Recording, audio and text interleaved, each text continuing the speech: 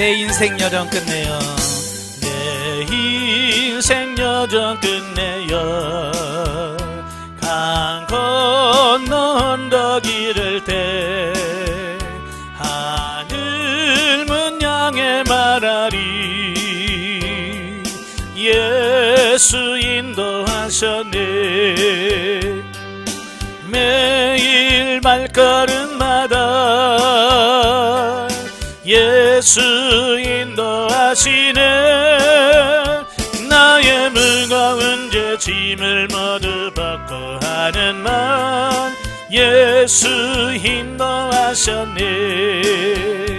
내 밟은 발걸음마다 주 예수 보살 비시사 승리의 개가 부르며 주를 찬송하리라. 매일 발걸음마다 예수 인도하시네. 나의 무거운 죄 짐을 모두 벗고 하는 말 예수 인도하셨네. 아멘. 기도하겠습니다. 은혜로우신 아버지, 오늘도 귀한 시간을 아껴주시고 영성과 영적 치유 강해할 수 있도록 해주셔서 감사합니다. 오늘도 말씀을 나눌 때 우리 영적 지각을 열으셔서 알게 하시고 생각나게 하시고 깨달아지며 그 말씀대로 사라지는 역사가 있도록 도와주옵소서. 시종을 주님께 맡겨오며 예수님의 이름으로 감사하며 기도합나이다. 아멘.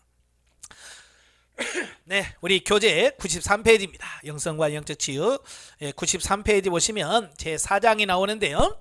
4장은 삶이 광야 같을 때라는 주제입니다. 우리가 이제 앞장 3장에서 영적 성숙의 진정한 의미가 뭔가라고 하는 부분을 말씀을 드렸습니다. 영적 성숙이라고 하는 것은 뭘 봉사를 얼마나 많이 하느냐 그게 아니라 하나님과 어떤 관계냐, 그런 관계 속에서 우리가 찾아봐야 된다라고 볼 수 있죠. 자, 그래서 앞장에서 문제를 가진 그리스도인들이 자신의 영적 상태나 위치를 평가할 수 있도록 도움을 주는데 매우 귀중한 영적 성장을 도표로 나타내 주는 법을 제시하였다 그랬지. 우리가 82페이지에서 그 1번 줄, 2번 줄, 3번 줄, 4번 줄이라고 제가 그림 좀 설명드렸잖아요. 여러분 몇 번 줄 같아요? 4번 줄이 돼야 됩니다. 조금 더디더라도 하나님과 관계형을 맺어서 정말 하나님과 관계에서 꾸준히 겉사람은 날바지나 우리 속사람은 날로 새로워지더라. 그래서 죽는 그 순간까지 영이 날마다 새로워지는 그 단계를 가져야 됩니다. 그러나 이것도 어디까지나 사람이 개발한 것이므로 완벽할 수는 없다. 왜? 사람이 다 똑같을 수가 없어요. 다 달라. 그러나 비슷한 것들은 있잖아요. 그죠? 이번 장도 이와 비슷한 목적을 가지고 있으나 보다 많이 성서에서 근거를 둔 유추를 사용하게 된. 그러니까 우리는 뭘 하든지 근거는 성경해야 돼요. 성경에서 이게 근거가 있냐, 성경에 기초를 두느냐라고 하는 부분입니다. 그리스도인의 삶에서 영적 성장의 여러 단계들은 애굽에서 가나안까지의 이스라엘 백성들의 여정에 비유할 수 있다. 그러니까 우리가 영적 성장을 애굽 단계, 광야 단계, 가나안 단계를 나누는 분이 처음 나누신 분이 바로 찰스 솔로몬이라는 분이에요. 이걸 우리 훈련원에서 그대로 영적 단계가 이렇게 되는구나 라고 하는 것을 우리가 그걸 체계화시킨 것은 저희 훈련원이죠. 그걸 먼저 주장하신 분은 이 찰스 솔로몬입니다. 구약 성경에서 여호수아서에서 패배와 승리의 가장 값진 예화들 몇 가지가 기록되어 있습니다. 신약성경 히브리에서는 이와는 매우 대조적인 비유 내용이 나오는데요. 히브리서 4장 11절에 이스라엘 백성들의 불신앙 사례를 언급하고 있다. 두 가지 중 믿음의 결과와 불신앙의 결과가 진지하고 자세하게 적혀져 있습니다. 그래서 믿음의 결과는 뭐예요? 승리예요. 그럼 불순종의 결과는 뭐예요? 실패입니다.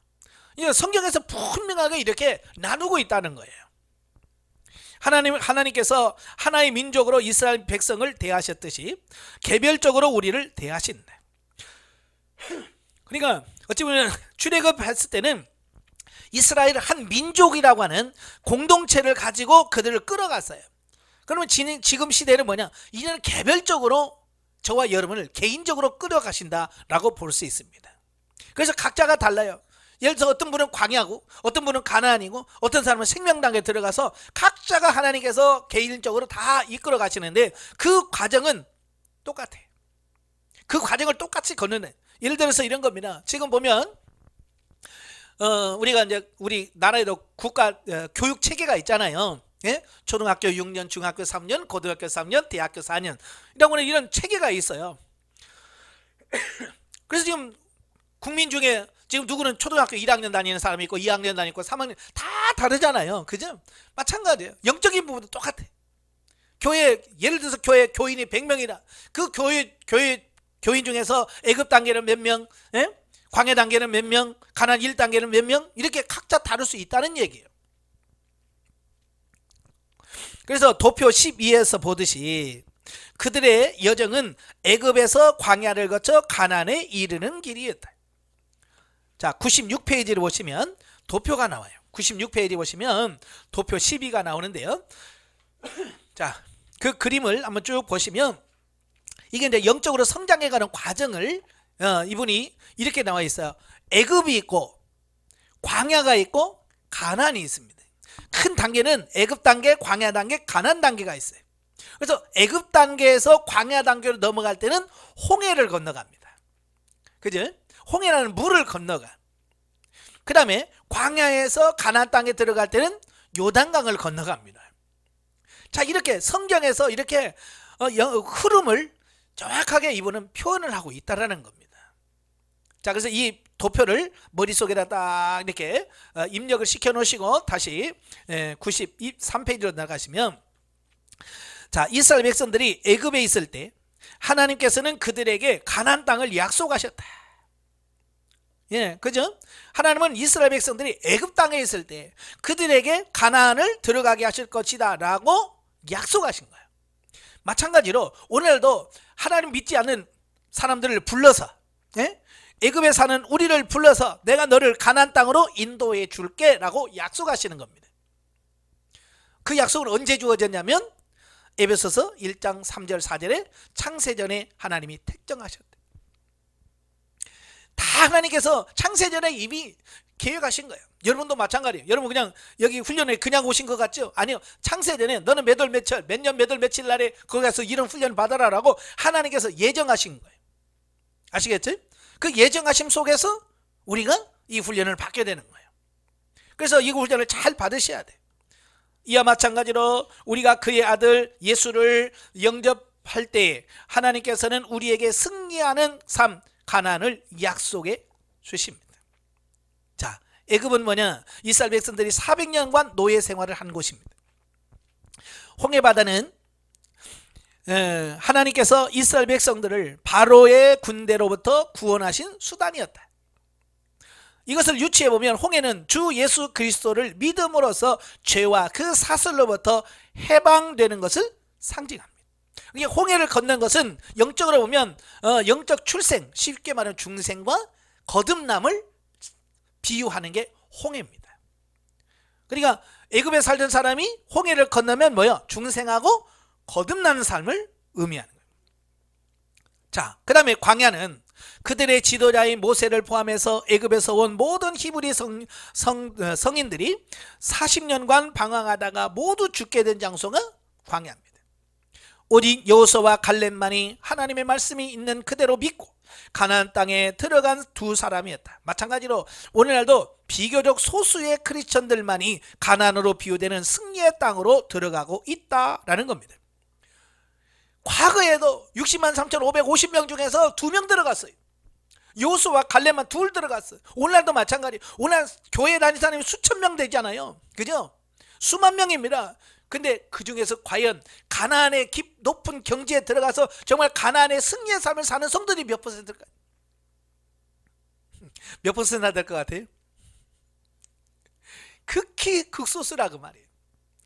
대부분이 광야에서 헤매고 거기서 지금 헤매고 돌아다니는 것뿐이에요. 자, 홍해는 구원을 상징하며 중생 거듭남. 사도 바울은 물세례를 비유를 들었어요. 홍해를 건넌 것은 너희들이 조상이 물세례를 받았다라고 표현했어요. 그러면 요단강은 주 예수 그리스도와 하나 되는 삶을 상징합니다. 그러니까 각기 다 상징하는 게 틀려. 똑같은 물이지만 홍해 건넌 거하고 요단강을 건넌 거하고는요 상징하는 바가 틀려요.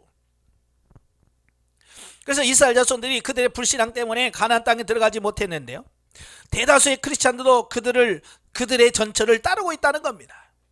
그러니까 대다수의 크리스찬들이 지금 과거 이스라엘의 모습을 그대로 탑습하고 있는 겁니다. 그들은 구원받은 날로 하나님의 기적을 끝나버렸다고 생각합니다. 홍해를 가르는 데는 기적이 필요하다. 마찬가지로 구원 때에 인간의 심령이 변화되는 때에 은혜의 기적이 필요합니다. 또한 요단강을 가르는 것이 기적이듯이 우리가 그리스도와 함께 십자가에 못 박히고 광야의 방황에서 벗어나 주님 안에서 자유함과 승리, 즉 승리하는 삶을 누리게 되는 일은 계시의 기적이다. 곧 알게 되겠지만 가나안, 즉 승리하는 생활이란 안락한 꽂힌 데만은 아니다. 그러나 우리를 대신하여 주님께서 싸움을 싸우도록 그에게 맡기는 한 이제 그것은 주님의 싸움인 것이다. 가나안에 들어갔다고 해서 이제 평안하고 문제 없을 거야. 아니에요. 또 다른 훈련과 연단이 있습니다. 그러나 내가 싸우면 내 싸움이 돼요. 그러나 주님께 맡기면 이제 주님의 싸움이 되는 거예요. 그래서 우리가 얼마나 주님께 맡기느냐, 이게 중요한 겁니다. 많은 분들이 신앙생활이 너무 힘들다고 그래요. 왜? 주님께 맡기지면 내가 다 짊어지고 가니까 그러는 거예요. 여러분 목회 힘드십니까? 내가 지고 있어서 그래. 내가 하려고 하니까 주님 앞에 맡기세요.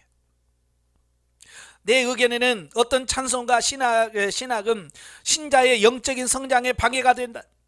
우리의 신학의 많은 부분은 우리가 자주 반복되는 찬송가에 의하여 형성될 수 있다. 나 홀로 요단강을 건널 필요가 없어 라든가 나는 약속의 땅으로 향하고 있다 라는 생각들은 요단강이 육체적인 죽음이며 약속의 땅은 천국이라는 인상을 줍니다.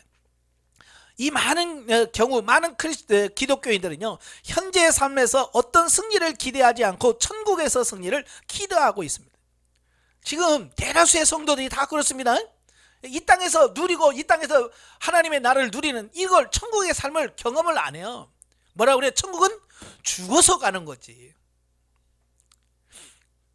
그래서 우리도 죽어서 간다고 생각을 해요. 그러니까 이 땅에서는 그냥 고난만 죽으라고 가는 거예요. 고생만 하는 거예요.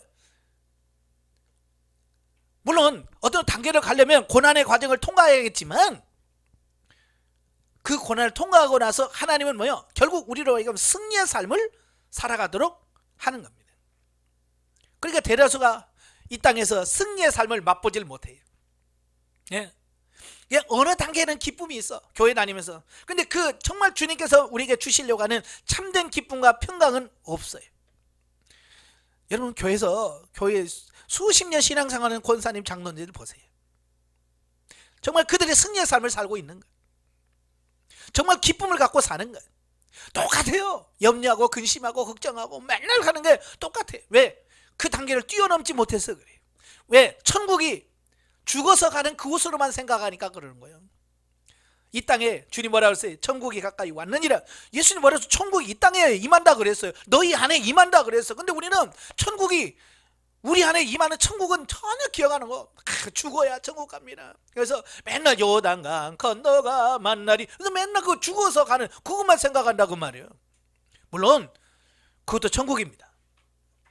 그러나 이 땅에서 천국이 있다는 걸 꼭 기억하셔야 돼요. 자, 지금 우리는 삶이라는 무대 앞에 놓고 있다. 우리는 이스라엘 백성들의 여행과 비교하여 우리 영적 성장의 평가를 시작해 볼 수 있다. 목적지를 알고 길 위의 함정에 관하여 배우게 되면 여행에 대한 불안감이 훨씬 더 줄어든다. 이 많은 사람이 여행 갈 때 왜 불안합니까? 모르고 가니까 불안한 거예요. 알고 가면 편합니다. 물론 우리는 지형 같은 것은 아직 덮어놔야 한다. 그러나 이와 같이 지도를 알게 되면 그 지역을 알아 장애를 최소한으로 줄이면서 진로를 계획할 수가 있다. 그러니까 어떤 여행을 가기 전에 어때요? 다 지도 보고 어디로 가면 편하겠다 다 하잖아요. 그죠? 저도 어디 모르는 데 가려면 내비를 딱 쳐요.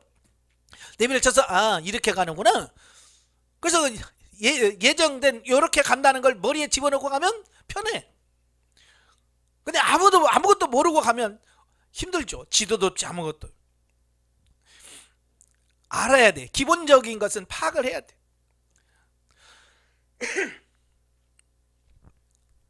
위험한 지역을 통과하는 여행에 있어서 우리가 목적지에 도달하고자 한다면 지도가 꼭 필요하다. 언젠가 한 번은 필자가 한 강의 시간에 이 도표를 제시하자 어떤 분이 나는 홍해에 더 가까이 있을까 요단강에 더 가까이 있을까 하고 중얼거리는 것을 얼핏 들을 수 있었다. 이 사람은 영적 여행을 상징하는 지도를 보았을 때 자신의 영적 생활을 평가하기 시작할 수 있었다라고 하는 겁니다. 그러니까 아직은 몰라. 내가 지금 요단강인가? 아니면 홍해인가? 그걸 아직 정확하게 자기 위치를 모른다는 얘기예요. 근데 평가하기 시작했다는 데는 좋아. 자, 여러분 한번 넘겨보세요. 96페이지. 자, 애굽, 광야, 가나안. 지금 여러분 어느 단계에 있는 것 같아요 지금? 정확하게 나는 가나안이에요 라고 딱 짚어서 말하는 사람 성도들이 있을까요?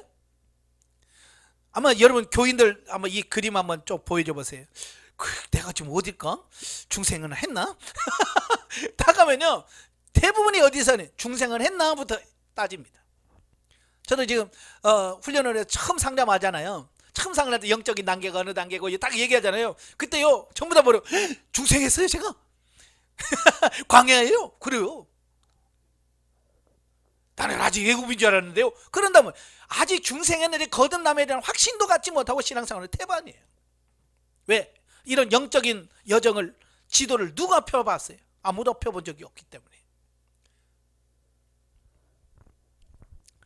자, 하지만 가나안 앞에는 요단강이 있다는 사실을 깨달지 못하였으므로 가나안 즉 승리의 생활이란 죽은 후의 천국이라고 생각했던 것 같았다. 자, 그래서 그는 요단강을 건너기 위해서 즉 십자가의 체험을 하기에 앞서 준비 기간이 필요하다는 사실을 알지 못했다.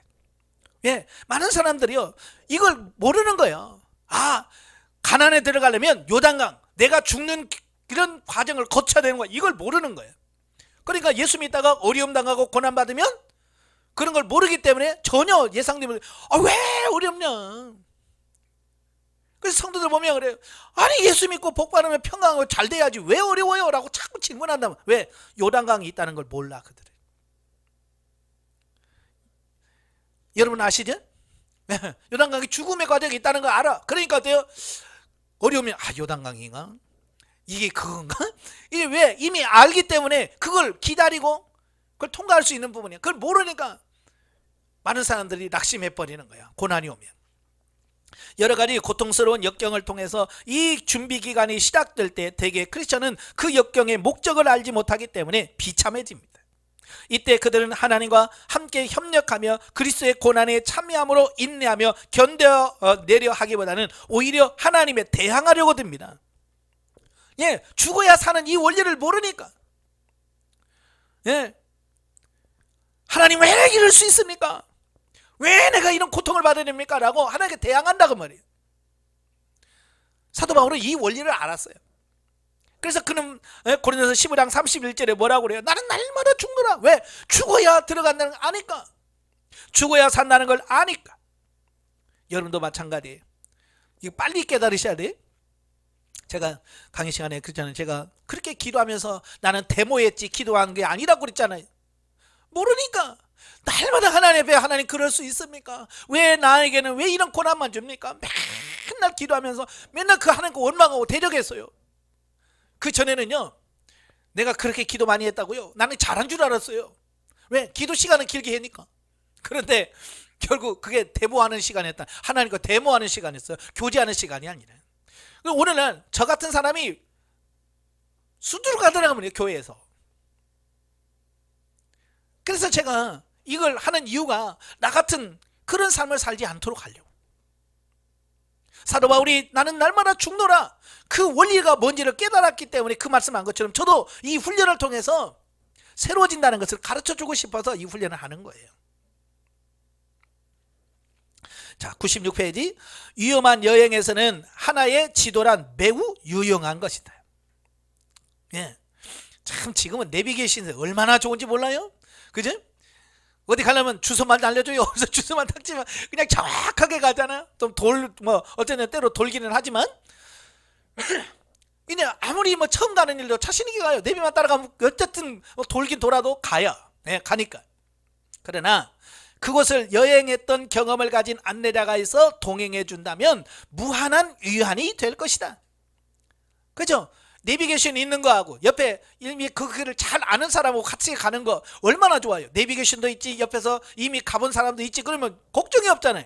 내비게이션만 있으면 혹시 얘가 잘못되면 어떡하지? 라는 불안감도 있겠지만 그 길을 이미 잘 아는 사람하고 가면 그런 걱정도 없잖아요. 이런 안내자가 다음의 여행지에 대해서 미리 준비할 수 있게 알려주고 그 여정에 관심을 기울여야 할 사항들을 미리 지적해 준다면 많은 불안들이 사라질 것이다. 여러분 해외여행 가시면 가보셨지? 예. 그 차에 버스에 타면 가이드들이 뭡니까? 우리가 다음 갈 장소는요 어디고요, 이것은 어떻게 되고요, 날씨는 어떻고요, 어떻습니다. 이건 다 얘기를 해줍니다. 그러면 그걸 듣고 다 그걸 준비를 하는 거예요. 예를 들어서 산에 올라간다. 자, 앞으로 산을 몇 킬로 올라가야 되고요. 그러면 어때요? 운동화 준비하고 다 준비하고 단단히 마음만 가지고 가요. 준비를 하고. 왜? 이미 그렇다고 들었으니까. 근데 그걸 전혀 알리지도 않고 그냥 가면, 예를 들어서 힐 신고 가는데 산에 등산한다고 해봐. 어떻게 올라가겠어요 그거? 그런 것처럼 미리 알려주는 것이 얼마나 중요한지, 이것이 영적 치유에 있어서 상담자의 목표, 즉 영적 안내자로서의 역할이다. 예, 항상 상담을 통해서 이번 단계는 이런 걸 거예요, 이런 문제가 옵니다, 이런 상황이 올 거예요, 준비하세요, 기도하세요 라고 말할 때 그걸 딱 알아들으면 쉬워. 왜? 미리 딱 알고 가니까. 근데 강의 안 듣죠, 상담 안 하죠. 그러면 그런 걸 미리 알려주는 이런 정보가 없기 때문에 어때요? 힘들어요. 이런 방법을 통해서 가장 바른 지름길을 찾아낼 수 있고 방해물과 조심해서 우회할 곳을 미리 알 수가 있다. 예, 그래서 실수를 많이 줄이는 겁니다. 제가 언젠가도 그랬어요. 저는 지금 훈련 받고 있는 사람 보면 배가 아프다. 왜? 저는 진짜 힘들게 그냥 어렵게 진짜 고생하면서 하나씩 깨닫거든요. 근데 여러분은 그냥 가만히 앉아서 다 듣잖아 그건. 그렇지 않아요? 저는 몇 개월 동안 갈등하면서 이게 뭘까 아버지 이거 뭐예요 라고 고민하면서 그 하나 딱 깨달으면 여러분은 뭐야? 그건 이런 거예요 라고 그냥 앉아서 1, 2분이면 그걸 깨달아 버리잖아요. 바로 이런 거예요. 그러면 여러분들은 뭐야? 그걸 아니까 그런 거구나 라면 실수를 줄일 수 있어요. 실패를 줄일 수가 있는 겁니다. 그래서 교육이라고 하는 게 그래서 중요하고 상담이라서 그래서 중요한 거예요. 실제로 많은 경우에 피상담자의 고통이 즉각적으로 완치되지 않는다. 그러나 그가 고난을 겪는 이유를 올바로 깨달으면 좀 더 인내하고 고난을 감수할 수가 있는 겁니다. 그러니까 내가 알았다고 해서 바로 고난이 없어지는 거 아니에요. 그러나 왜요? 아니까 인내할 수 있는 겁니다. 예. 며칠 전에 우리 목사님이 수술을 하셨대요. 그래서 통증이 많고 막 그래가지고 괴롭다는 거예요. 나는 그런 수술을 많이 해봤잖아요. 그러니까 지금은요 못 참을 것 같아도요 한 2, 3일 되면요 언제 그러는지 어느 순간에 그냥 통증 같은 게 싹 사라져 버린다. 제가 경험을 얘기했거든요. 그러니까 그래요? 하고 소망을 갖는 거야. 그래, 한 2, 3일만 참아보자. 참 그래요. 2, 3일만 참아보면요 그렇게 수술할 때 아프고 막 그랬던 그런 것들이 어떻게 희한하게 딱 사라져 버려요. 예, 그 신기하잖아요. 그러니까 그걸 미리 알려주면 그래요 하고 힘들어도 그래 이거 이틀만 참아보자. 그걸 소망을 갖고 인내하게 되는 거예요. 마찬가지 여기서 예. 인내하면서 고난을 감수할 수가 있는 거예요. 또한 장애물 또는 시험하는 환경 바로 저 너머에 치료뿐만 아니라 구속함이 기다리고 있다는 사실을 알게 될 때 고난을 감수하는 것을 오히려 기쁨이다. 그래서 이제 훈련 받으시는 분들을 보면 이제 기쁨으로 힘드시죠? 그럼 이게 괜찮아요. 이길 수 있습니다. 왜? 소망이 있거든요. 그리고 이겨가는 기쁨이 있거든요. 이제 애굽에서 가나안까지 영적 여정을 살펴보자. 도표 12에서 좌측에서 시작해서 우측으로 한 항목씩 살펴가면서 크리스천의 삶의 여러 단면을 상기하면서 그 진행 과정을 살펴보기로 하자. 자, 첫째, 맨 왼쪽에 보면 애굽 있잖아요. 애굽 가로 열고 세상에 있죠. 자, 여기가 뭐냐? 우리가 애굽에서 태어날 때 우리의 전 존재는 애굽에 있다. 이것이 개인의 출발점이다. 우리가 태어나기 전에 거듭나서 태어난 사람이 있어요? 중생하고 태어난 사람이 있어요? 없어요. 다 애굽에서 태어납니다. 애굽은 거듭나기 이전이에요. 중생하기 이전의 상태를 말합니다. 쉽게 말해 영이 죽어있는 상태예요. 영은 존재하지만 영이 하나님과 관계가 끊어져 있는 죽어있는 상태입니다. 그 다음 우리가 홍해를 건널 때 죽었던 그 영이 홍해를 건널 때 그때 살아나는 겁니다. 아시겠죠? 예. 홍해를 건널 때, 즉 구원을 받을 때 우리는 아직도 우리 속에 애굽적인 요소들이 남아있음을 발견합니다. 여러분, 중요한 게 이스라엘 백성들이 홍해를 건넜다고 해서 애굽에서 가지고 왔던 모든 것들을 다 잊어버립니까? 아니에요. 똑같아요. 우리가 몸만 애굽에서 나올 뿐이지 애굽에서의 모든 것, 그죠? 성질, 성격 모든 걸 다 뭐예요? 애굽에서 가지고 그대로 갖고 있어요. 예. 이스라엘 백성들은 광야에서 먹을 것이 만나밖에 없었으므로 홍해 건너편을 뒤돌아보면서 애굽에서 먹었던 부추와 마늘을 그리워하면서 모세를 괴롭혔습니다. 그죠? 이스라엘 백성들이 아이고 애굽에는 마늘도 먹고 부추도 먹고 좋았었는데 여기는 맨날 만나밖에 없구나 그랬잖아요. 예? 우리는 그리스도를 믿기 전에 행하던 것과 똑같은 생각과 행동을 계속합니다. 그죠? 처음 여러분 교회 안 다니다가 교회 다니면 주일날 되면 갈등이 많잖아요. 예전에 예수 안 믿을 때는 그냥 주일날 그냥 어디 놀러도 가고 막 그랬는데 이제는 교회로 가야 되고 얼마나 갈등이 많아요. 그죠? 제가 한양에서 목회할 때 여름에 더우니까 이제 교회 얼마 안 나오신 집사님은 그래. 이런 날에 시원한 맥주 그냥 냉장된 맥주 마시면 시원한데 그러고 있더라고요. 왜냐면 아직도 애굽에서 나온 그 속성을 못 잊으니까 교회 나온 지 얼마 안 됐으니까 아직도 그게 생각나는 거야. 그걸 보면서 꼭 이 생각이 나요. 애굽 사람들이 애굽에 살다가 나와서 광야에 와가지고 아이고 그 애굽에서 먹었던 부추, 마늘 그게 그립다 이렇게 되어지는 거잖아요. 이것은 그리스도보다 자아가 더 우세한 가운데 있기 때문에 나타나는 현상이에요. 일단 요단강을 건너면 즉 십자가를 경험하면 자아는 처리가 됩니다. 언제 자아가 죽냐? 요단강을 건널 때 자아가 죽는 거예요. 그러니까 요단강을 건너기 전까지는 여전히 자아가 중심이 되어서 신앙생활을 하게 되는 어떤 이런 부분을 보게 되는 겁니다. 이렇게 얻어진 기초는 계속적인 역임에 의해서만 유지되어야 하지만 반드시 성장의 단계를 거치게 되어 있다. 점점 성장해 가면서 이런 부분들이 하나씩 처리된다. 이게 성장하지 않으면 안 돼. 그래서 사도 바울이 그의 서신에서 계속 뭐라 그래? 잘해야 된다, 성장해야 된다. 계속 말하는 이유가 뭐냐면 잘하지 않으면 이게 벗어날 수가 없어요. 성장하셔야 돼.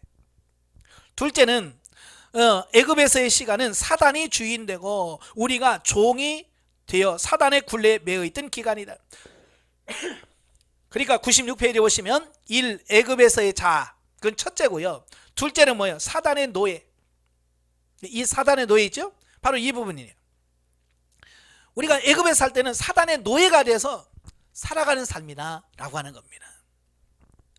그리스도인이 되고 나면 얼마 동안 경우에 따라서는 수년이 지나서야 우리는 자아의 굴레에 매여 있음을 깨닫게 됩니다.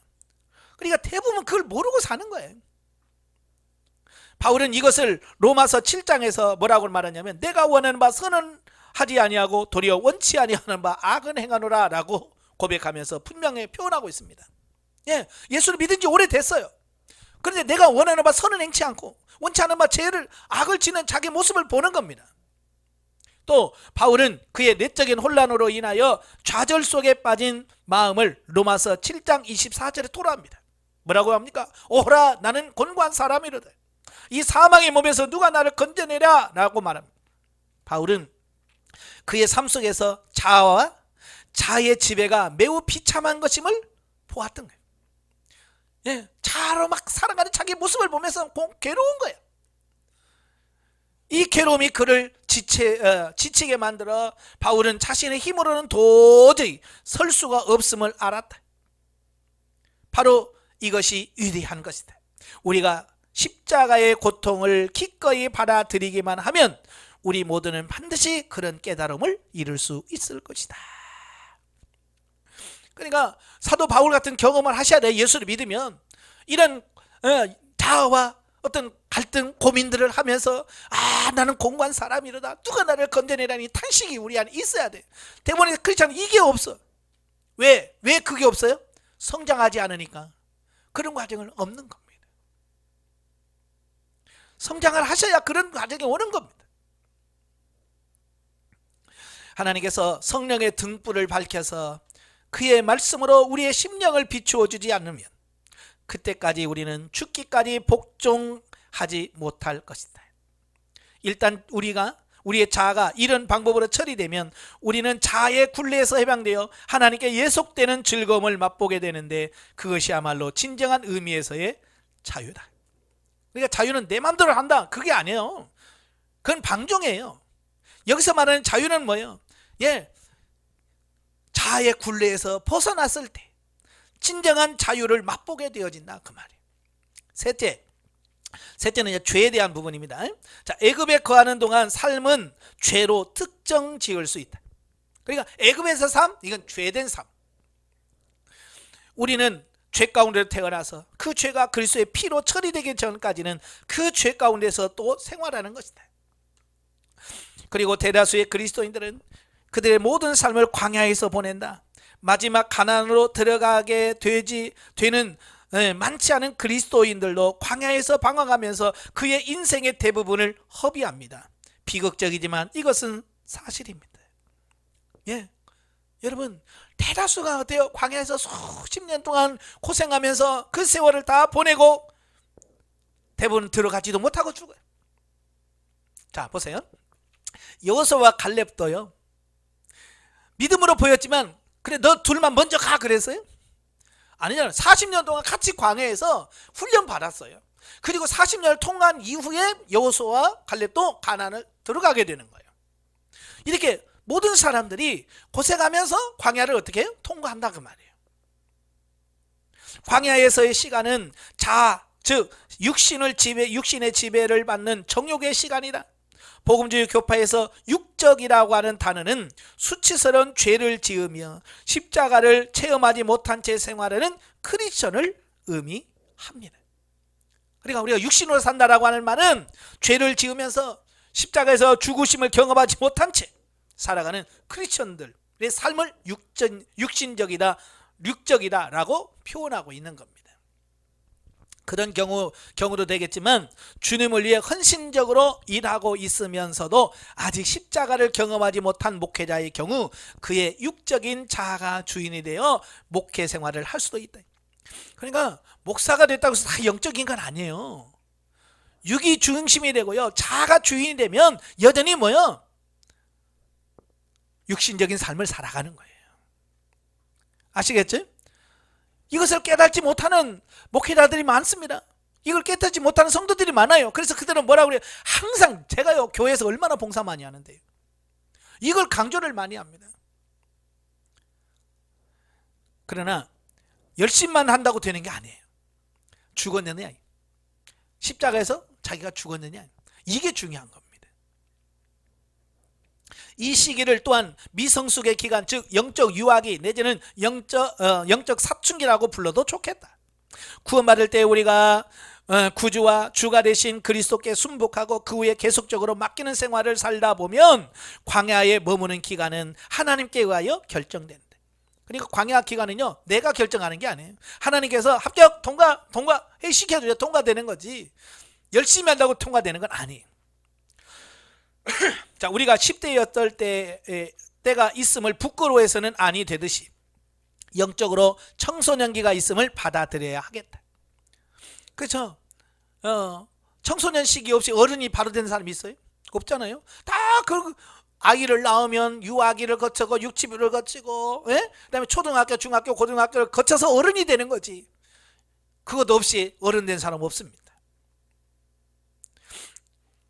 우리가 하나님께 순복되어 있기만 하면 하나님께서는 완성된 그릇을 사용하실 예정에 알맞은 기간과 방법에 따라서 우리로 하여금 성장과 성숙의 단계를 거치게 하신다. 물론 우리의 순종하지 못하는 마음으로 인하여 이 진행이 더욱 늦어질 수도 있다. 그런 과정을 거치는데 내가 순종하면 그 과정이 빠르고 내가 불순종하면 그 과정은 계속 길어질 수밖에 없다는 얘기야. 우리가 영적으로 계속적으로 순복하는 가운데 있다면 이 진행이 더욱 늦어질 수도 있다. 이 과정 동안에 우리는 우리의 순복이 새롭게 되고 하나님의 주권을 드러내 보이기 위해서 여러 가지 역경에 순종하는 것이 필요하다. 그러니까 전적으로 순종하셔야 빨리 가는 거예요. 자, 광야에서 보낸 시간은 이스라엘 백성의 때와 같이 불신앙과 불순종의 기간일 수도 있었다. 이스라엘 백성들은 하나님께서 홍해를 가르셨다는 것은 알았지만 요단강을 가르실 수 있으리라고는 생각하지 않았다. 많은 크리스천들은 구원이 기적이라는 사실을 잊어버린다. 하나님께서 그들의 마음속에 은혜의 역사를 계속 하시리라고 기대하지 않는다. 여러분, 홍해를 가르쳤다면 요단강도 가르지 않겠어요? 그죠? 그 결과 그들은 이 불신앙 때문에 승리하는 생활, 즉 풍성한 삶에 들어가지 못하고 있다. 성령 충만이라는 삶이란 생생한 선택권이 자신 앞에 있다는 사실을 알아야 한다. 그들은 성령의 충만한 삶이란 선택받은 몇 사람만 위한 것이 아니고 자신들의 패배와 실패와 좌절의 삶을 살도록 운명 지어졌다고 생각합니다. 발전적인 성화에 대한 가르침의 부족이 영적 성장에 이런 초착 상태를 조장시킬 수 있다라는 겁니다. 그러니까 교회에서 영적 성장을 안 가르쳐요. 그냥 열심히 봉사하고 헌금하고 그러면 돼요 라고만 하니까 성장은 안 하니까 문제가 되는 거예요. 성장을 잘 가르쳐야 돼요. 이런 현상은 불신앙과 무지 두 가지 원인의 결과다. 즉 때때로 요단강은 육체의 죽음을 의미하고 가나안은 하늘나라를 의미한다는 그릇된 가르침에 조장되기도 합니다. 지금 우리 한국교회가 이러고 있잖아요. 다. 그죠? 요단강 건너면 죽는다. 천국은 죽어서 가는 거다. 이렇게 가르치는 게 대부분입니다. 그래서 그들은 전혀 이 세상에서의 승리나 평화의 삶을 기대하지 않고 살고 있는 것이다. 평화는 죽어야 있는 거지. 이러고 그냥 사는 거예요. 그 둘은 구원을 받아야 하며 앞으로 죽으면 하늘나라에 갈 것이고 알지 못하지만 언젠가 예수님께서 다시 오실 것이라고 배웁니다. 그러나 이렇게 살아가는 시간이야말로 헛된 시간인 것이다. 승리와 능력의 삶은 하나님의 모든 자녀들을 위해 예비된 은혜이다. 그러나 부활의 능력을 받으려면 그에 앞서 꼭 십자가에 못 박힘이 있어야 합니다. 그죠? 죽어야 부활이 있지. 죽지도 않고 어떻게 부활이 있습니까? 그런데 소수의 크리스천들만이 이 십자가의 고난에 순종할 뜻을 보입니다. 비록 우리 육신의 죽음은 우리가 영적으로 중생할 때에 그리스도 안에서 이미 완성된 사실이지만 그것에 대한 체험적인 깨달음은 보통 고통의 기간을 반드시 통과해서 온다. 그래서 고난을 통해서 죽는 겁니다. 왜 사랑한다고 해서 하나님 자꾸 고난을 주시냐면 나보러 죽으라는 거예요. 왜 죽어요? 죽어야 사는 역사가 있으니까. 그래서 우리가 고난에 감사하는 거예요. 그래서 어려우면 하나님 또 나보러 죽으라는 거구나. 하나님 감사합니다. 잘 죽게 해주세요 라고 해서 죽어야 돼. 근데 우리는 안 죽으려고 발부둥 치잖아요 지금. 그러니까 그 다음 단계로 못 들어가는 거예요. 죽어야 그 다음 단계로 들어갑니다. 아시겠죠? 넷째, 성령님의 정죄. 자, 애굽에 있는 기간 동안에 성령님이 하시는 일은 뭐냐? 죄에 대한 찔림을 주는 일입니다. 애굽 땅에 있는 사람은요, 성령께서는 계속 죄에 찔림을 줘요. 왜? 그래야 회개하니까. 구주가 필요함을 인정하기에 앞서 우리는 반드시 죄에 대한 완전한 찔림이 꼭 있어야 합니다. 다시 말해서 구원받을 수 있게 되기에 앞서 먼저 자신이 참으로 죄인이며 길을 잃고 헤매던 탕자였다는 사실을 깨달아야 합니다. 왜? 깨달아야 절박함이 나오죠. 구원에 대해서. 한편 주 예수를 믿은 후에 성령이 하시는 일은 우리를 훈련시키고 가르치는 것이다. 중생하기 전에는 죄에 대해서 찔림을 주셔서 회개하게 만들지만 중생하고 홍해를 건너면 이제는 우리를 계속해서 훈련시키시고 이끄시는 그 역할을 하시는 겁니다.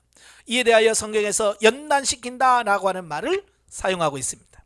히브리서 12장 11절에 말하기를 무릇 징계가 당시에는 즐거워 보이지 않고 슬퍼 보이나 후에 그로 말미암아 연단한 자에게는 의의 평강한 열매를 맺나니 라고 합니다. 성령의 단련시키는 과정이 온전히 끝났을 때 우리는 자아의 지배에서 해방됨을 체험하고 성령의 지배를 즐길 줄 알게 된다. 그러니까 훈련을 통과해야 누릴 수 있는 겁니다. 참 보면 그렇잖아요. 모든 사람은 그렇잖아요. 수능 보는 학생들은 어때요? 수능 막 그 전까지는 어때요? 수능에 그냥 매여 있잖아요. 근데 수능 끝나면 야 해방이다 그러잖아요. 시험이 통과돼야 돼. 어쨌든 통과돼야 돼요. 우리도 영적인 부분 똑같아요. 시험에 통과해야 이런 즐거움이 있죠. 그 시험 속에 있으면 힘들어요. 자아와 그 지배가 끝날 때 비로소 우리는 성령으로 충만해지고 성령의 지배를 받을 수 있다. 그리고 이것은 오직 십자가를 통해서만 이루어진다. 많은 사람들이 성령 충만을 위해서 기도해요. 근데 왜 성령 충만이 안 되죠? 왜 안 됩니까? 죽어짐이 있어야 돼. 자아가 죽어져야 성령 충만이 일어나는데 자아가 팔팔하게 살아있으니 성령 충만이 일어날 수가 없는 거예요. 아시겠죠? 그러니까 성령 충만 받으려고 해도 죽지 않으면 성령 충만이 일어날 수가 없어요. 그래서 먼저 죽는 역사가 있어야 돼. 다섯째, 우리가 애굽에 머물러 있는 동안 그리스도는 우리의 심판자가 되신다. 우리는 또 하나님의 적대 관계에 있고 주 예수 그리스도의 피로 화목되기 전에는 적대 관계에 있습니다. 그래서 원수라고 표현하지. 하나님과 우리는 원수예요. 얘가 애굽에 있을 때는 하나님과 원수가 됩니다. 로마서 5장 8절에 우리가 아직 죄인 되었을 때 그리스도께서 우리를 위하여 죽으심으로 하나님께서 우리에 대한 자기 사랑을 확증하셨느니라고 말씀합니다. 한번 우리가 그리스도를 영접하면 우리는 하나님의 자녀가 되고 더 이상 하나님과 적대 관계가 되지 않습니다. 광야 생활 동안에 그리스도는 우리의 구주가 되십니다. 그렇죠? 애굽에서는 하나님 원수되면 우리가 홍해를 건너서 광야에 오면 이제 하나님은 우리의 구주가 돼요. 한 걸음 나아가 우리는 그리스도께 전적으로 의탁할 때 그리스도는 우리의 주님이 되신다. 전적인 의탁이야말로 그리스도인이 할 수 있는 가장 중요한 결단이다. 여기서 의탁이라고 하는 말은 몸이나 마음 따위를 어떤 것에 의지하여 맡김을 말합니다. 이제 주님을 의지하고 거기서 다 맡기는 걸 의탁이라고 그래. 이제 광야에 들어오면 전적으로 하나님께 맡기는 의탁이 있어야 돼. 주님을 향한 아무 유보 조건 없는 의탁이 우리의 영적 예배이며 우리가 요단강을 건너서 주 예수를 우리의 진정한 생명으로 알게 되는 데의 선행 조건이다. 우리의 생명까지도 주님께 맡겨야 돼. 자아가 죽으면 맡겨집니다. 그러니까 요단강을 건널 때 어떻게 해요? 물이 철철 넘치는데 하나님 뭐라고 그래요? 건너가라. 여러분 죽지 않은 사람은요 거기서 죽어 이거 어떻게 들어가? 그래요. 그냥 이미 죽은 사람은 뭐요? 이미 죽었기 때문에 그냥 들어가는 거예요. 아시겠죠? 그러니까 안 죽으면 요단강 못 건너가는 거예요. 죽어야 건너가는 겁니다. 그래서 뭐라고 그래? 바울은 이는 내게 사는 것이 그리스도니 이것은 반드시 계시에 의하여 이루어져야 합니다. 우리가 지식적으로 이것을 이해할 수 있다. 그러나 그리스도께서 성령으로 계시되어 나타나실 때에만 그리스도의 생명은 우리 안에 실제가 된다. 바울은 이렇게 증거합니다. 은혜로 나를 부르시니가 그리스도를 내 속에 나타내시기를 기뻐하실 때 우리가 구원받을 때에 그리스도가 우리에게 나타나지만 그의 삶의 실제가 되기 위해서는 그는 우리의 속에 나타내져야 한다.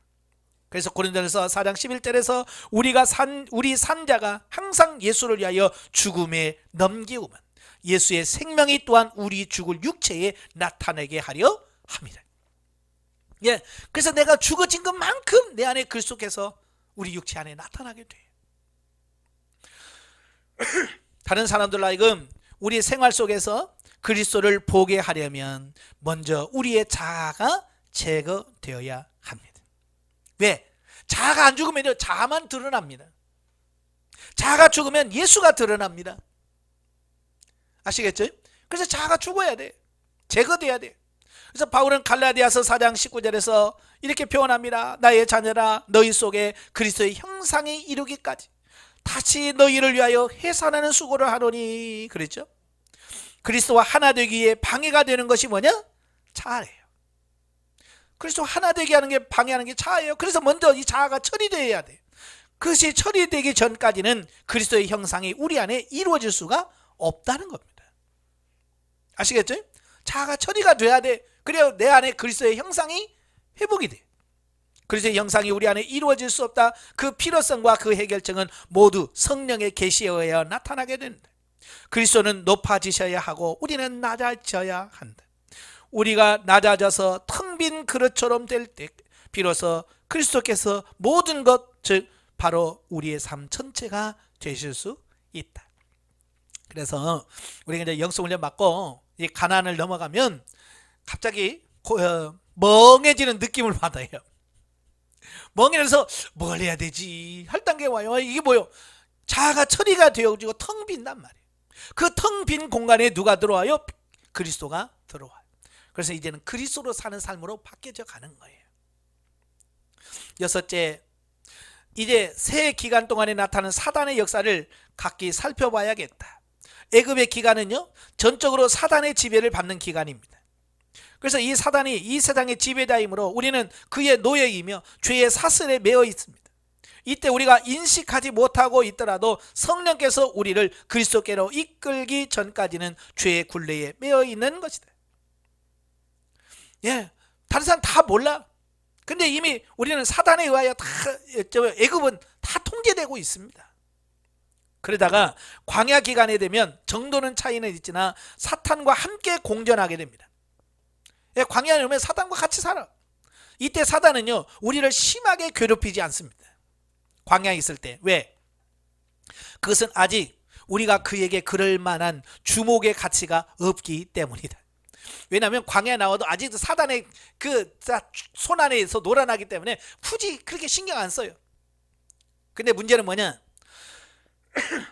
자아는 일을 안 되게 만드는 작업을 훌륭히 수행하고 있기 때문에 사단은 뒤로 물러가 거들어 속삭여 주기만 하면 됩니다. 자아야, 그렇게 해 어서. 사단이 뭐라고 안 해도 이 자아가 하나님의 뜻대로 못 살게 만들어. 그러니까 굳이 사단이 앞장서서 할 필요가 없어. 왜? 자아가 알아서 다 사탄의 일 좋아하는 걸 다 아니까. 근데 가나안에 들어오면 달라요. 가나안의 기간은 전혀 내용이 달라요. 이곳에서는 사단이 온갖 방법으로 직접 우리를 공격합니다. 왜? 자아가 죽었어요. 예. 그러니까 이 자아가 자기 편이었는데, 사단 편이었는데 이제 자아가 죽었으니까 자기 편이 없는 거예요. 그러니까 우리를 공격하는 거예요, 직접. 즉 우리의 사고방식에 대하여 공격을 하거나 우리의 사역에 회방을 놓거나 실족하게 하거나 근심으로 잠을 못 자게 하며 악마적인 괴롭힘으로 다양하게 줄기차게 사악함을 내보입니다. 왜? 이미 이제 소속이 달라졌잖아요. 자기 편이었는데 이제 완전히 하나님 편으로 돌아갔잖아요. 그러니까 이제 괴롭히는 겁니다. 그러나 사단은 결코 주님의 상대가 되지 못하며 이미 패배당한 적이 있다. 그렇다고 우리가 사단의 괴계를 알지 못하는 바가 되어서는 아니 된다. 사탄은 삼킬 자를 두루 차려 다니기 때문에 사단의 괴계에 무지하면 스스로 재앙을 자초하게 됩니다. 그래서 사탄이 어떻게 공격하는지 우리가 알고 있어야 돼. 가나안에서도 싸움이 있다는 사실을 발견하고 당황하거나 놀라지 않기를 위해서 우리는 가나안에서의 싸움에 대해서 잠시 살펴보는 것이 좋겠다.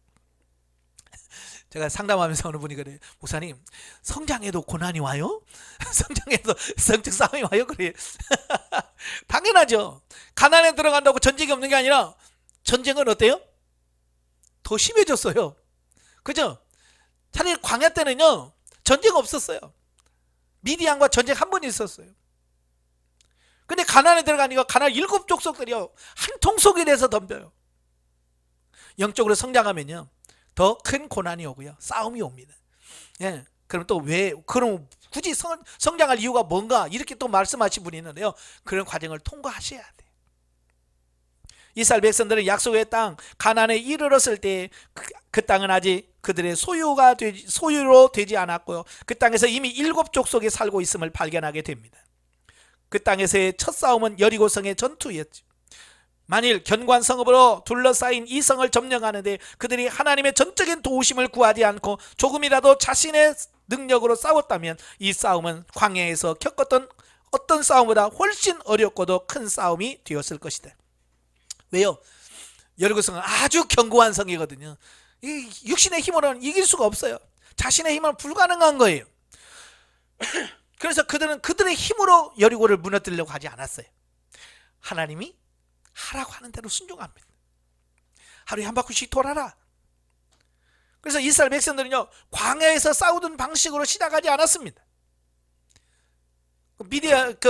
아말렉과 싸울 때 어떻게 했어요?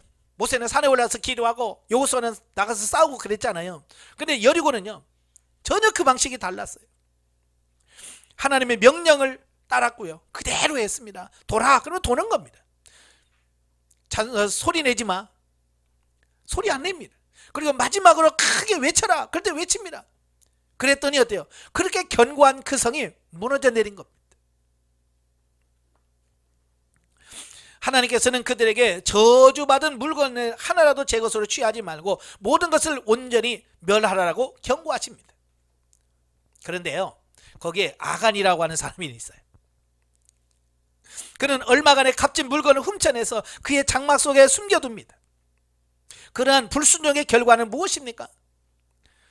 그 다음에 싸움은 즉시 다른 이야기가 됩니다. 이스라엘 백성들 거의 전멸했습니다. 아이성의 실패를 말하죠. 예, 물론 36명밖에 안 죽었어요. 근데 전멸했다고 하는 말은 뭐예요? 낙심했다는 거예요. 예, 무서워서 덜덜 떨었습니다. 아이성 갔다가 실패하고 처음 거의 경험하니까 이들은 막 다 무서워서 벌벌 떨었습니다. 이스라엘 백성들은 급히 장막으로 물러나서 패배의 원인을 반성해 보았습니다. 하나님께서 그들에게 아간의 불순종을 알려주시고 그와 더불어 그의 모든 소유를 다 멸하라고 명령하십니다.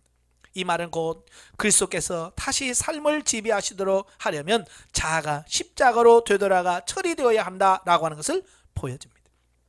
그러니까 처리되지 못한 자아가 죽어야 돼요. 그래서 다시 십자가로 가야 돼.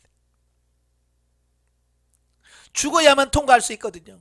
아간이 죽어야 아이성을 통과할 수 있습니다. 그래서 죽였잖아요. 아간이 죽고 나니까 어때요? 승리하잖아요. 여러분 자아 처리가 되지 않으면 가나안에서 승리할 수가 없습니다. 그래서 더 강력한 고난이 오는 이유가 뭐예요? 자아 죽으라고. 그들이 다음 싸움에 싸우러 나갈 때는 하나님께서 지배하고 계셨고 약속하신 대로 하나님은 승리를 주셨습니다. 우리를 승리케 하시는 분은 자아가 아니라 하나님이십니다. 승리는 오직 그분께서 우리 안에서 우리를 통해 역사하실 때에만 항상 있는 것이다. 우리를 사랑하시는 이로 말미암아 우리가 넉넉히 이기느니라 라고 로마서 8장 37절에서 바울은 강조하고 있습니다. 도표 12에서 광야 생활 부분에 아래쪽에 내가 그리스도를 알려 하여 라고 시작하는 빌립보서 3장 10절의 말씀을 하고 있는데요, 우리는 구원받을 그때 그리스도를 알게 되고 그분과 함께 살면서 계속해서 그분에 관하여 배우게 됩니다. 그 다음 부분의 귀절은 체험의 순서에 맞추어서 일부러 본래 순서를 바꿔 놓았다. 그리스도의 고난과 참여함은 십자가를 경험할 때 십자가 앞으로 이끌려가는 지극히 중요한 과정이 시작됩니다. 우리의 삶 속에서 이런 십자가의 역사가 있은 다음에라야 비로소 우리는 그리스도의 부활의 능력을 체험할 수가 있습니다. 죽어야 부활이 있는 거지, 죽지 않으면 절대로 부활이란 있을 수 없습니다. 아시겠죠? 예, 우리가 십자가에 매달려 있을 때만 그리스도의 능력은 나타날 수 있다. 그러므로 우리는 매일 그리스도의 죽음에 참여하는 자가 되어야 합니다. 그래서 사도 바울은 나는 날마다 죽노라. 왜? 죽어야 사는 이 원리를 정확하게 깨달은 사람이 누구냐? 바울이었던 거예요. 우리는 그걸 깨달지 못하니까 여러분 죽어야 삽니다. 그러면 성도는 뭐라고 그래? 왜 죽어? 왜 죽어? 그래서 전혀 죽을 생각을 안 해. 그러니까 안 죽으니까 부활의 경험이 없는 거예요. 여전히 자아가 주인이 돼서 그렇게 신앙생활 하는 거예요. 근데 문제는 그러면서도 그게 잘하고 있다고 착각하는 거예요. 그게 문제예요. 육으로 살면서 자아로 살면서 그래 내가 자아로 사니 이게 안 되는 거야 라고 회개하고 돌이키면 되는데 못 깨달아. 그리스도께서 지배하실 때 그분은 자신의 영광을 위해 능력을 행하실 수가 있다. 그리스도는 결코 그의 영광을 다른 사람에게 주지 않으신다. 에베소 1장 9절 20절에 따르면 우리가 능력이 심히 큰 것이 하나님께 있고 우리에게 있지 않음을 절대적인 사실로 인정할 때 그리스도를 죽은 자 가운데서 살리신 하나님의 능력이 우리 안에 임하게 됩니다. 하나님께서 우리가 전적으로 순복할 때만 능력을 나타내시는 것은 우리가 그의 능력을 낭비하거나 육신의 정력으로 채우는 데 사용하려 들 때 하나님은 우리에게서 능력을 거둬 가시고 우리의 자아가 십자가에 매달려 하나님의 영광이 나타날 수 있을 때에 비로소 능력을 다시 허락하신다. 그러니까요, 우리가 성장을 해도 내가 자중심적으로 가면 하나님께서 망하게 하시고 실패하게 하죠. 성장해서 다 성장했다고 다 영적으로 사는 거 아니에요. 순간순간 0으로 6으로 그냥 살 수 있어요. 저도 마찬가지예요. 정신 안 차리면요, 정신 차려서 이렇게 보면 6으로 살고 있는 내 모습을 보는 거예요. 자로 살고 있는 내 모습을 보는 거예요. 그러면 회개하고 하나님하고 돌이키는 겁니다. 여러분도 우리 순간순간 이걸 살필 수 있는 여러분의 삶이 되셔야 돼요. 이건 성장한 사람만 이걸 알아. 모르는 사람은 몰라요. 얘기해줘도 모르니까. 다른 면에서 비교하고 대조해 본다면 다음과 같다. 구원받을 때 홍해로 예시됨. 우리는 그리스도께서 우리를 위하여 십자가에 못 박히심을 깨닫고 우리의 죄를 대신해서 흘리신 그의 피를 자신의 피도 받아들인다. 그리스도와 하나됨을 이룰 때 요단강으로 상징이 됩니다. 우리는 우리의 자아가 그리스도 안에서 못 박혔음을 깨닫고 그의 십자가 승리를 우리를 위하여 이루어 놓으신 것인데 비해서 그리스도와 하나됨은 성격상 보다 주관적인 것으로서 우리 안에서 이루어지는 어떤 것이다. 이래 여러분들이 홍해는 거듭나고 중생에서 다 거의 다 이 홍해는 건너요. 근데 문제는 뭐냐? 이 요단을 건넌 사람들이 드물다는 거예요. 자아가 죽어져야 하는데 자아가 죽어지지 않아요. 그러니까 나로 인하여 나로 사는 것이 아니라 오직 내 안에 그리스도께서 사신 것이다. 그리스도로 인하여 살아야 되는데 그리스도로 살지 못하고 여전히 자아가 살아있으니까 자아로 막 살아가는 겁니다. 이래 십자가에 못 박혔어요. 누가? 내 자아가. 예수님이 십자가에 못 박힐 때 우리도 같이 거기서 못 박았습니다. 죽었습니다. 할렐루야. 이건 주관적으로 여러분 안에서 이루어져야 돼. 우리 안에서 실질적으로 이루어놔야 돼. 구원받을 때 그리스도는 우리의 대속자가 되시지만 그리스도와 하나됨을 이룰 때 그분은 우리의 대표가 되신다. 우리는 믿음을 통하여 은혜로 구원에 들어간다. 이와 똑같은 방법으로 우리는 그리스도와 동일시로 하나됨에 들어갑니다. 동일시라는 건 주님과 내가 하나 되는 걸 말합니다. 그리스도가 십자가에 못 박혔을 때 나도 거기서 못 박혔고요. 예수님이 죽을 때 나도 거기서 죽었고요. 예수님이 부활할 때 나도 거기서 부활했습니다라고 하는 주님과 내가 하나 되는 동일시가 이루어져야 돼요. 우리의 구원은 그 모든 단계가 처음부터 끝까지 은혜에 의한 것입니다. 그래서 고린도후서 15장 10절에 나의 나 된 것은 오직 하나님의 은혜로 된 것이다 라고 사도 바울이 고백하잖아요. 이게 처음부터 끝까지가 은혜예요.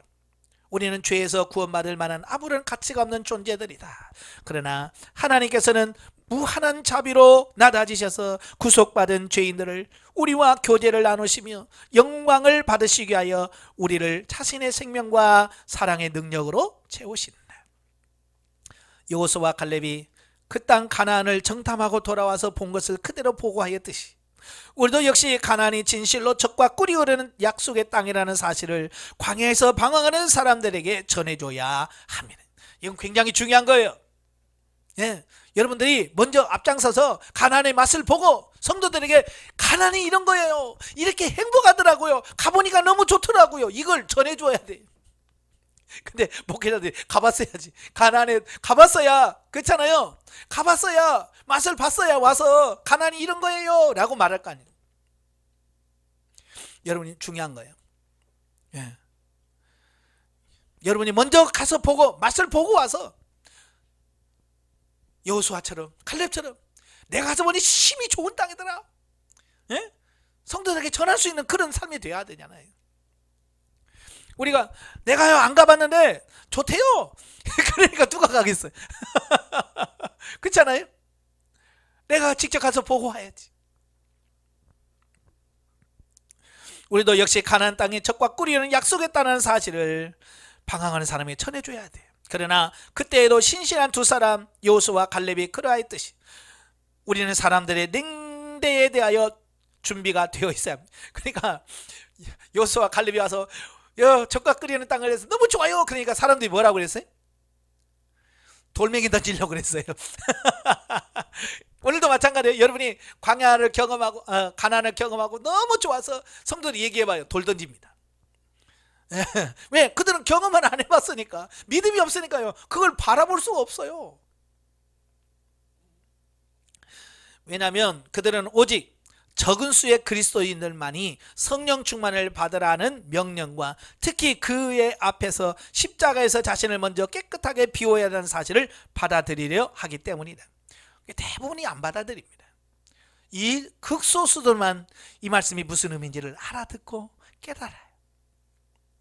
그래서 소수 중에 여러분이 되시길 바랍니다. 아시겠죠? 자, 우리가 새로운 삶으로 충분히 성장해서 아직 광야에서 방황하는 사람들과 이것을 효과적으로 나누려면 일반적으로 상당한 시간과 공부가 필요하다. 그냥 되는 게 아니에요. 시간이 필요하고요, 공부가 필요합니다. 상대방의 마음을 상하지 않게 하면서 그와 십자가를 나눌 수 있을 정도로 기초를 다지려면 적어도 1년 정도가 필요하다.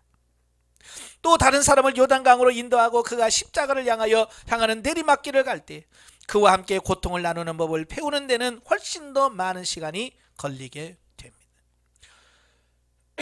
그는 스스로 요단강 물이 갈라지기 전에 믿음의 발걸음을 강물로 내딛어야만 합니다. 예, 이건 많은 훈련과 연단을 거쳐야 이런 순종하는 삶이 나오는 겁니다. 이걸 경험해 보지 않으니까 요단강에서 죽어야 삽니다. 그러면 왜 죽어요? 죽은데 어떻게 살아요? 그래서 아예 발을 들일 생각을 안 하는 거예요. 왜? 광야에서 살아계신 하나님을 경험하고 체험하지 않아서 그래요. 능력의 하나님을 경험해 보지 않아서 그래요. 그래서 경험해 봐야 돼요. 이미 믿는 자들은 우리들은 처안식에 들어가는도다. 우리가 안식할 때 하나님의 백성에게 남아있도다. 이미 안식에 들어갈 때는 하나님이 자기 일을 쉬심과 같이 자기 일을 쉬느니라. 수고하고 무거운 짐지라 다 내게로 와, 내가 너희를 쉬게 하리라. 자, 성령의 인도함을 통하여 육신, 즉 자아중심의 생활의 참상과 거짓은 성경적 운명, 즉 십자가에 대하여 분명히 알고 깨달은 사람들은 이제 자인의 기도를 드릴 마음의 준비가 되어 있는 셈이다. 죄의 지배를 받으며 구원받지 못한 죄인이며 자의 지배를 받고 받는 크리스천들은 새로운 용어로 자인이다. 자인이 뭐예요? 구원받았지만 여전히 자아로 살아가는 사람들을 이걸 자인이라고 그래. 구원받지 못한 사람은 자신의 죄 가운데서 잃어버린 자가 되었으므로 그리스도께서 그의 죄를 대신하여 돌아가셨다가 부활하셨다는 성경 말씀을 믿고 따라야 합니다. 육적인 그리스도인은 육신에 신뢰할 만한 가치가 있는 것이 아무것도 없다는 사실과 자신의 성서적인 치유책은 자신이 그리스도와 함께 죽었다가 세상과 육신과 사탄을 이기고 다시 살아나야 된다는 사실에 동의하는 것이다. 예.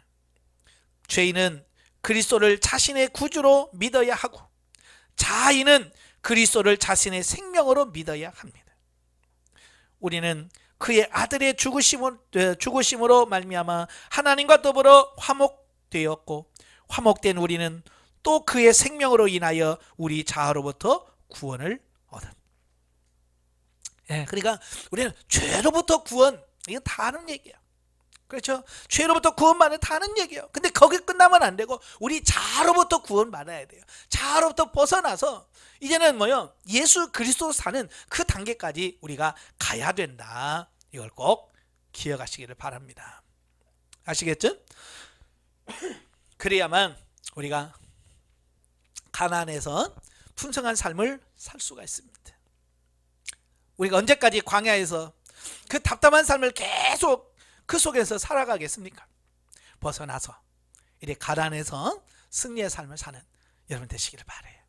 기도하겠습니다. 은혜로우신 아버지, 하나님 우리를 부르셔서 가나안에서 풍성한 삶을 누리게 하셨습니다. 그러나 많은 사람들이 아직도 광야에서 헤매면서 가나안에 들어가지 못하고 요단강을 건너지 못하고 여전히 광야에서 헤맵니다. 아직도 자아가 죽어짐을 경험하지 못한 성도들, 하나님께서 이제는 자아를 요단강에서 처리시켜 주시고 자아로 살았던 삶에서 이제는 예수 그리스도로 사는 삶으로 바뀌어지는 역사가 있도록 우리 하나님 도와주시옵소서. 먼저 믿는, 먼저 훈련받는 우리들이 먼저 변화되게 하시고 먼저 새로워지고 가나안의 맛을 보게 하여 주셔서 이제 성도들에게 가나안을 전하고 가나안을 이끌 수 있는 우리 지도자가 될 수 있도록 도와주시옵소서. 예수님의 이름으로 감사하며 기도합나이다. 아멘. 하나님께 드립니다.